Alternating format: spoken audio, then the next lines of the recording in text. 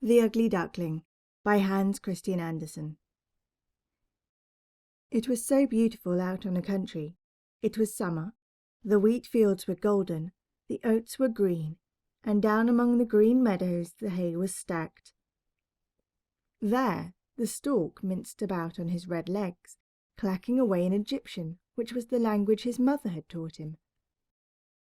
Round about the field and meadowlands rose vast forests, in which deep lakes lay hidden. Yes, it was indeed lovely out there in the country. In the midst of the sunshine there stood an old manor house that had a deep moat around it. From the walls of the manor house right down to the water's edge great burdock leaves grew, and there were some so tall that little children could stand upright beneath the biggest of them. In this wilderness of leaves, which was as dense as the forest itself, a duck sat on her nest, hatching her ducklings. She was becoming somewhat weary, because sitting is such a dull business, and scarcely anyone came to see her. The other ducks would much rather swim in the moat than waddle out and squat under the burdock leaf to gossip with her. But at last the eggshells began to crack, one after another. Peep, peep, said the little things, as they came to life and poked out their heads. Quack, quack, said the duck, and quick as quick can be, they all waddled out to have a look at the green world under the leaves. Their mother let them look as much as they pleased, because green is good for the eyes. How wide the world is, said all the young ducks, for they certainly had much more room now than they had when they were in their eggshells. Do you think that this is the whole world? Their mother asked. Why, it extends on, clear across to the other side of the garden, and right on into the parson's field, though that is further than I have ever been. I do hope you are all hatched, she said as she got up. No, not quite. The biggest egg lies still. How much longer is it going to take? I am really rather tired of all this, she said, but she settled back on her nest. Well, how goes it? Said an old duck who came to pay her a call. It takes a long time with that one egg, said the duck on her nest. It won't crack. But look at all the others. They are the cutest little ducklings I've ever seen. They look exactly like their father, the wretch. He hasn't come to see me at all. Let's have a look at the egg that won't crack, the old duck said. It's a turkey egg, and you can take my word for it. I was fooled like that once myself. What trouble and care I had with those turkey children, for I may as well tell you they are afraid of the water. I simply could not get them into it. I quacked and snapped at them, but it wasn't a bit of use. Let me see the egg. Certainly, it is a turkey egg. Let it lie, and go and teach your other children to swim. Oh, I'll sit a little longer. I've been at it so long already that I may as well sit here half the summer. Suit yourself, said the old duck, and away she waddled. At last the big egg did crack. Beep, said the young one, and out he tumbled. But he was so big and ugly. The duck took a look at him. That's a frightfully big duckling, she said. He doesn't look the least like the others. Can he really be a turkey baby? Well, I'll soon find out. Into the water he shall go, even if I have to shove him in myself. Next day the weather was perfectly splendid, and the sun shone down on all the green burdock leaves. The mother duck led her whole family down to the moat. Splash! She took to the water. Quack, quack, she said, and one duckling after another plunged in. The water went over their heads, but they came up in a flash and floated to perfection. Their legs worked automatically, and they were all there in the water. Even the big, ugly grey one was swimming along. Why, that's no turkey, she said. See how nicely he uses his legs, and how straight he holds himself. He's my very own son after all, and quite good-looking if you look at him properly. Quack, quack, come with me. I'll lead you out into the world and introduce you to the duck-yard. but keep close to me so that you won't get stepped on, and watch out for the cat." Thus they sallied into the duck-yard, where all was in uproar because two families were fighting over the head of an eel, but the cat got it after all. You see, that's the way of the world. The mother licked her bill because she wanted the eel's head for herself. "Stir your legs, bustle about, and mind that you bend your necks to that old duck over there. She's the noblest of us all, and has Spanish blood in her. That's why she's so fat. See that red rag around her leg? That's a wonderful thing, and the highest distinction a duck can get. It shows that they don't want to lose her, and that she's to have special attention from man and beast. Shake yourselves. Don't turn your toes in. A well-bred duckling turns his toes way out, just as his father and mother do, this way. So then, now duck your necks and say quack." They did as she told them, but the other ducks around them looked on and said right out loud, "See here, we must have this brood too, just as if there weren't enough of us already.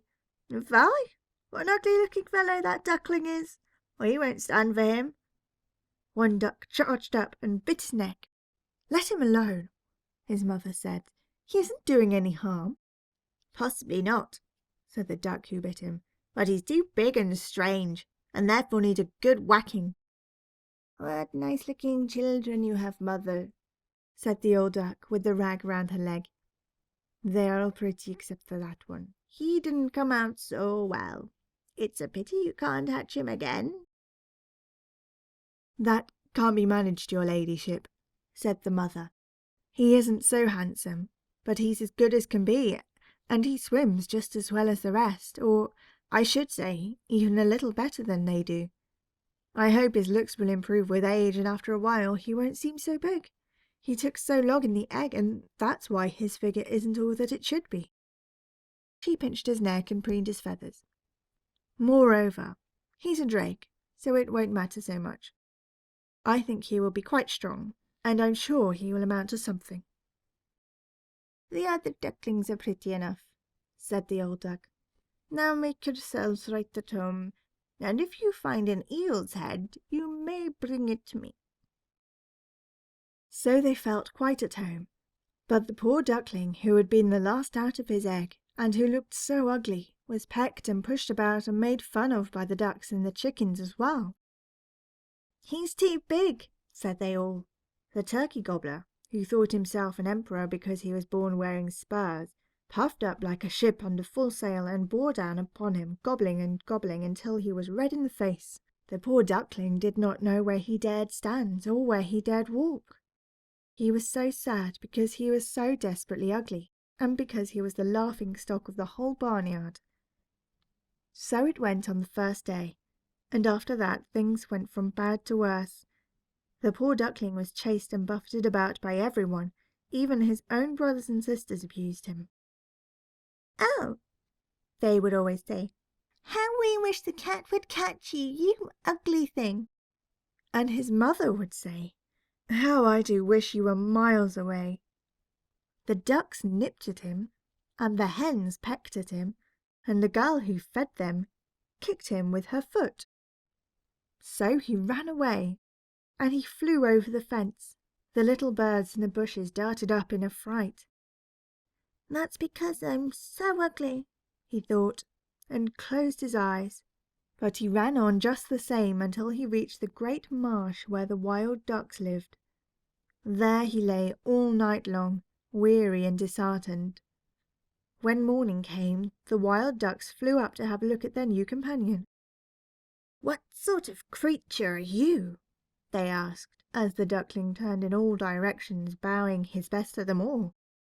"You are terribly ugly," they told him, "but that's nothing to us so long as you don't marry into our family." Poor duckling! Marriage certainly had never entered his mind. All he wanted was for them to let him lie among the reeds and drink a little water from the marsh. There he stayed for 2 whole days. There he met 2 wild geese, or rather, wild ganders, for they were males. They had not been out of the shell very long, and that's what made them so sure of themselves. "Say there, comrade," they said, You're so ugly that we have taken a fancy to you. Come with us and be a bird of passage. In another marsh nearby there are some fetching wild geese, all nice young ladies who know how to quack. You are so ugly that you'll completely turn their heads." Bang, bang! Shots rang out in the air, and these two ganders fell dead among the reeds. The water was red with their blood. Bing! Bing! The shots rang, and as the whole flocks of wild geese flew up from the reeds, another volley crashed. A great hunt was in progress. The hunters lay under cover all around the marsh, and some even perched on branches of trees that overhung the reeds. Blue smoke rose like clouds from the shade of the trees and drifted far out over the water. The bird dogs came, splash, splash, through the swamp, bending down the reeds and the rushes on every side. This gave the poor duckling such a fright that he twisted his head about to hide it under his wing. But at that very moment a fearfully big dog appeared right beside him. His tongue lolled out of his mouth and his wicked eyes glared horribly. He opened his wide jaws, flashed his sharp teeth, and splash, splash! On he went without touching the duckling. "Thank heavens!" he sighed. "I am so ugly that the dog won't even bother to bite me." He lay perfectly still while the bullets splattered through the reeds as shot after shot was fired. It was late in the day before things became quiet again, and even then the poor duckling didn't dare move.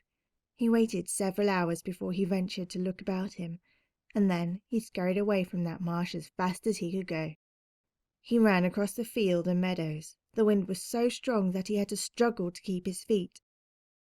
Late in the evening he came to a miserable little hovel, so ramshackle that it did not know which way to tumble, and that was the only reason it still stood.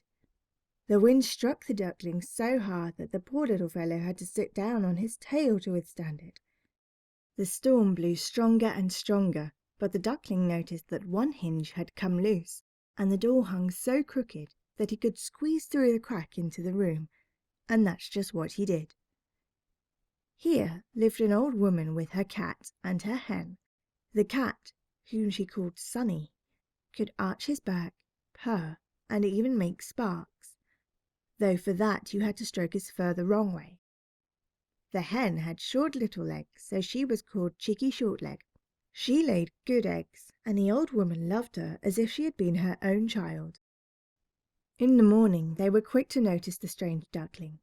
The cat began to purr, and the hen began to cluck. "What on earth?"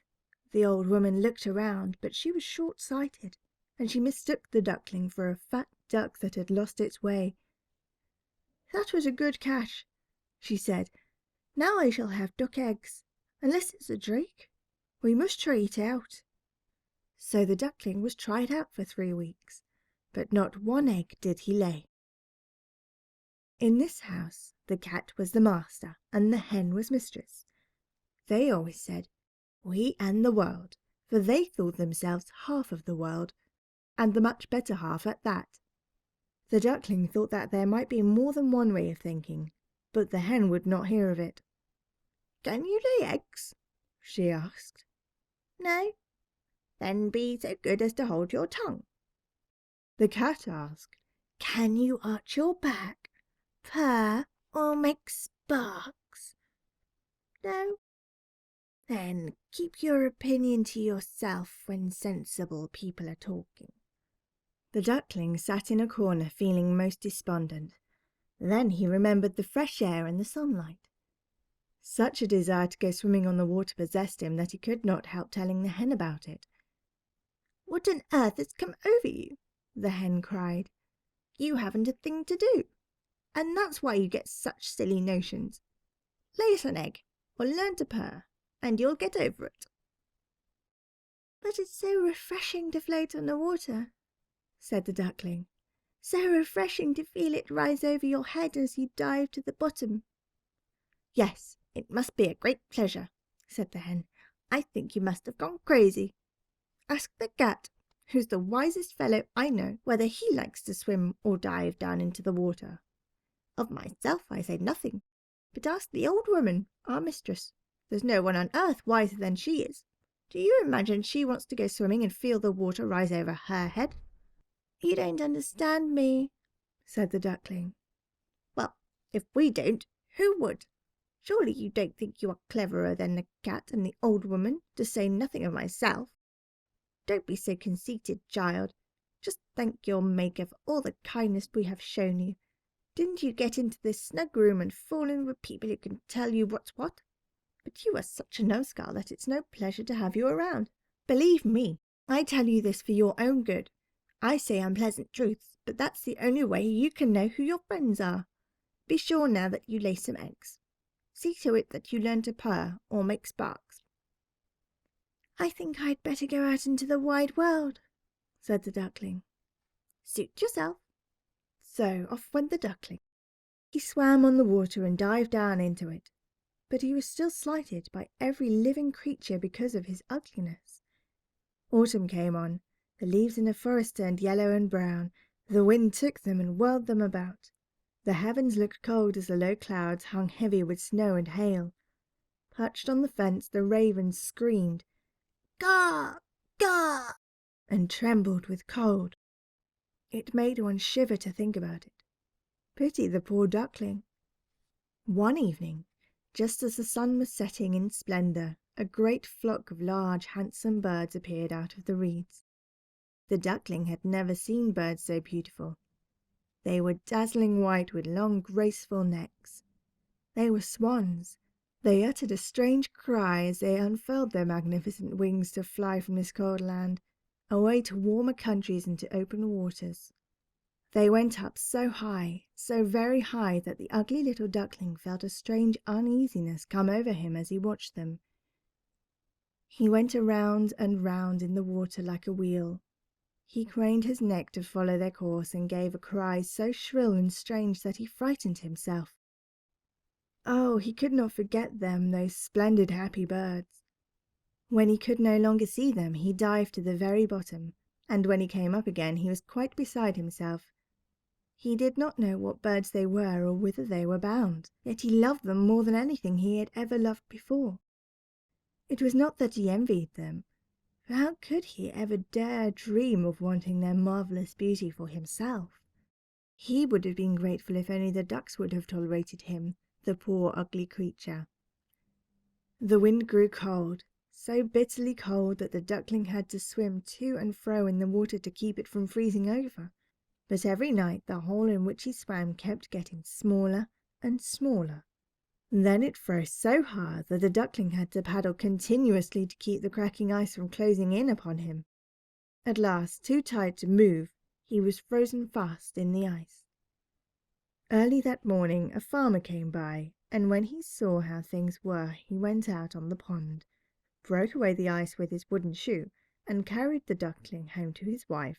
There the duckling revived, but when the children wished to play with him, he thought they meant to hurt him. Terrified, he fluttered into the milk pail, splashing the whole room with milk. The woman shrieked and threw up her hands as he flew into the butter tub, and then in and out of the meal barrel. Imagine what he looked like now. The woman screamed and lashed out at him with the fire tongs. The children tumbled over each other as they tried to catch him, and they laughed and they shouted. Luckily the door was open, and the duckling escaped through it into the bushes, where he lay down in the newly fallen snow, as if in a daze. But it would be too sad to tell of all the hardships and wretchedness he had to endure during this cruel winter. When the warm sun shone once more, the duckling was still alive among the reeds of the marsh.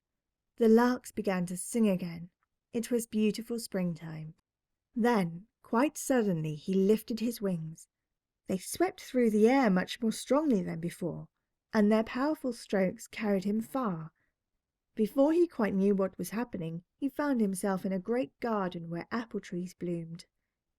The lilacs filled the air with sweet scent and hung in clusters from long green branches that bent over a winding stream. Oh, but it was lovely here in the freshness of spring. From the thicket before him came 3 lovely white swans. They ruffled their feathers and swam lightly in the stream. The duckling recognized these noble creatures, and a strange feeling of sadness came upon him. "I shall fly near these royal birds, and they will peck me to bits because I, who am so very ugly, dared to go near them, but I don't care.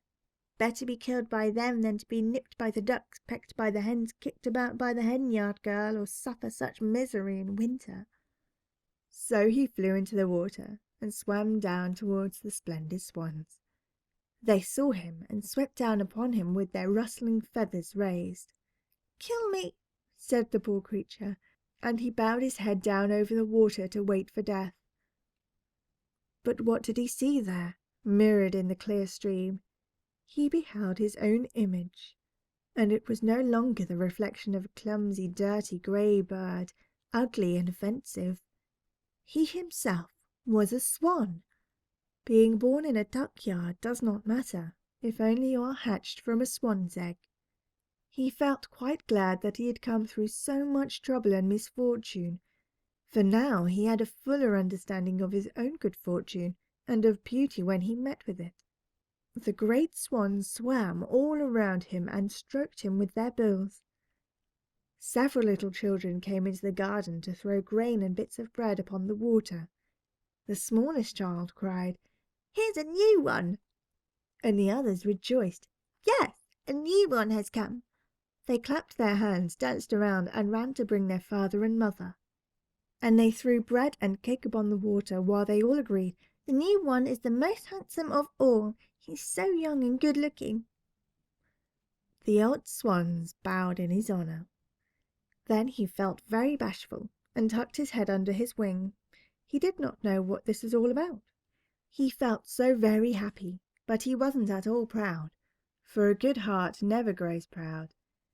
He thought about how he had been persecuted and scorned, and how he heard them all call him the most beautiful of beautiful birds. The lilacs dipped their clusters into the stream before him, and the sun shone so warm and so heartening. He rustled his feathers and held his slender neck high as he cried out with full heart, "I never dreamed there could be so much happiness when I was the ugly duckling.